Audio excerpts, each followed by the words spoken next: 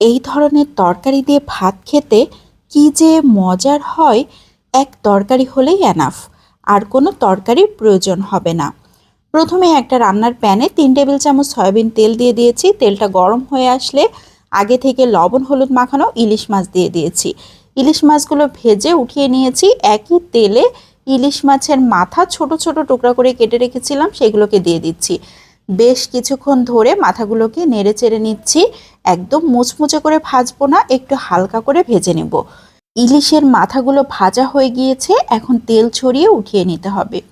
সবগুলো মাছের মাথাগুলোই আমি একে একে উঠিয়ে নিয়েছি।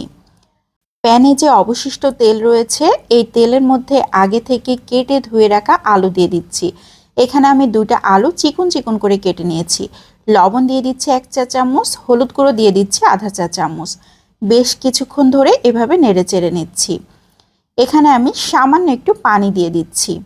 এ পর্যায়ে পেস্ট করা মশলা দিচ্ছি। পেঁয়াজ পেস্ট 1 চা চামচ, রসুন পেস্ট 1/4 চা চামচ, সরিষা পেস্ট 1.5 চা চামচ, কাঁচামরিচ পেস্ট দিয়ে দিচ্ছি 1.5 চা চামচ। এই তরকারিটা আমি পুরোটাই কাঁচামরিচ দিয়েই রান্না করব। কাঁচামরিচ দিয়ে রান্না করলেই বেশি টেস্টি হবে।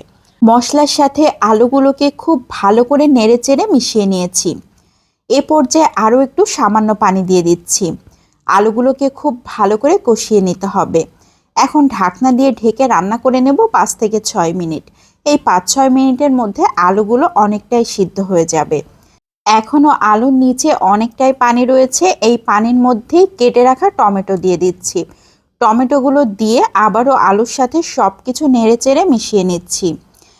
এ পর্যায়ে আবারও ঢাকনা দিয়ে ঢেকে রান্না করে নিব 5 থেকে 6 মিনিট।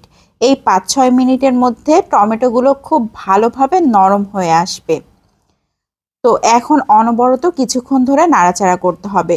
টমেটো থেকেও কিন্তু অনেকটাই পানি বের হয়েছে।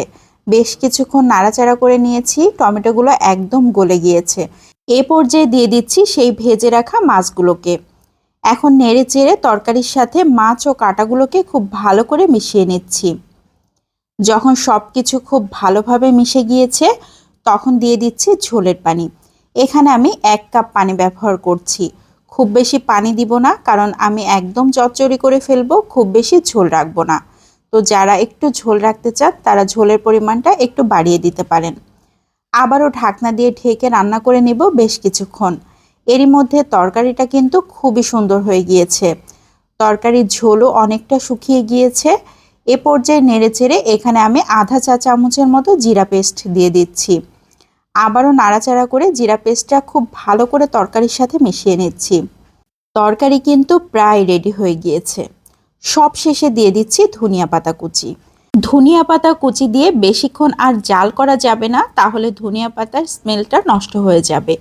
তো আমি আরও 2-3 মিনিট এভাবে জাল করে নিব, তাহলে ধনিয়া পাতার সুন্দর একটা স্মেল তরকারির সাথে খুব সুন্দরভাবে মিশে যাবে।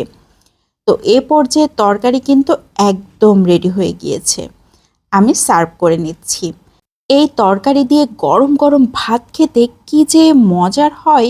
এই ধরনের তরকারি থাকলে আর কোনো তরকারির প্রয়োজন হবে না। এক তরকারি দিয়ে সবাই খাওয়া শেষ করবে, এতটাই মজার হয়। তো আমার আজকের এই তরকারির রেসিপিটা কেমন লাগলো সবাই লাইক ও কমেন্টের মাধ্যমে অবশ্যই জানাবেন। আজকের মতো বিদায় নিয়ে নিচ্ছি। আসসালামু আলাইকুম।